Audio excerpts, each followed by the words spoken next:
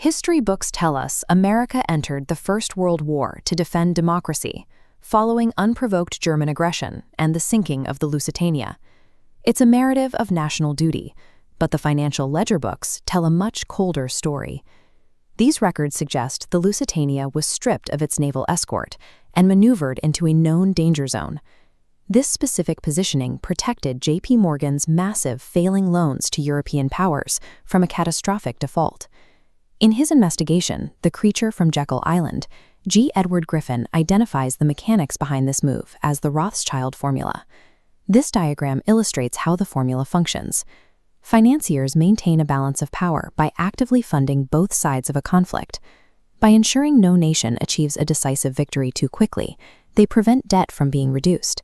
Borrowing continues as long as the stalemate persists. War acts as the ultimate financial discipline. It forces a government to abandon fiscal restraint and the prosperity of its citizens in the interest of immediate self-survival. This ledger shows the scale of the operation. England and France purchased their war supplies through the United States, with the House of Morgan acting as their agent.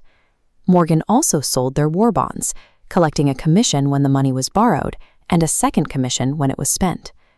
Many of the companies receiving these production contracts were either owned by Morgan holding companies or under his bank's control. The money never truly left his orbit.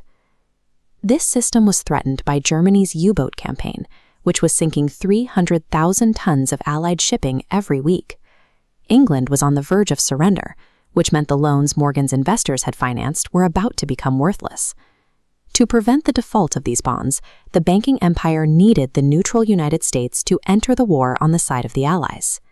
If you're used to the history you were taught in school, welcome to a different perspective at the Bookish Breakdown. We prioritize these gritty investigations into institutional mechanics, so make sure you subscribe to stay with us as we uncover the data. Woodrow Wilson, whose political career was heavily backed by Wall Street, negotiated a secret agreement to enter the war on behalf of England and France. He simply needed a public catalyst to move a neutral population.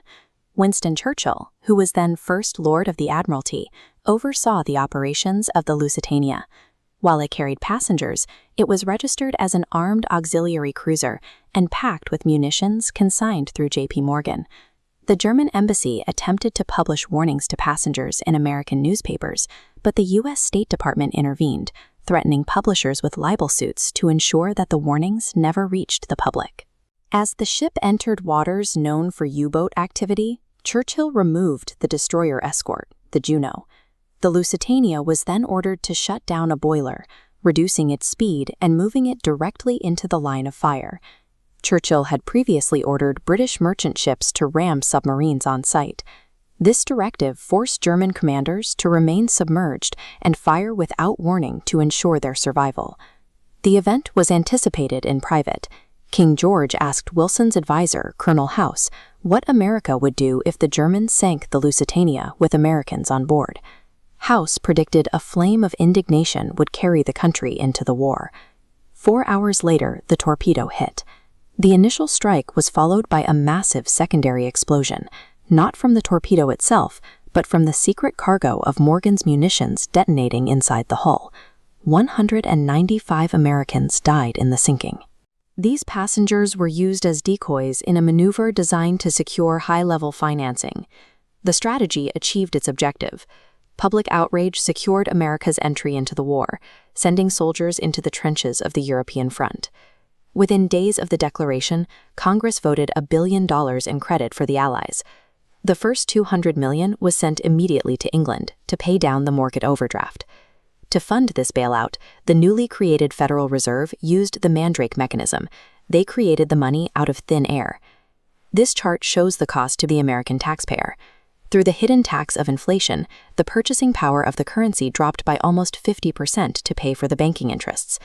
The elite banking interests survived the conflict, supported by the blood of soldiers and the silent confiscation of citizen wealth through devalued currency. The execution of the Rothschild Formula proves that lead bullets of war yield an endless source of gold for those who control the money supply. But what happens when these same financial architects turn their focus toward the total centralization of the global economy? That is what we will uncover as this investigation continues.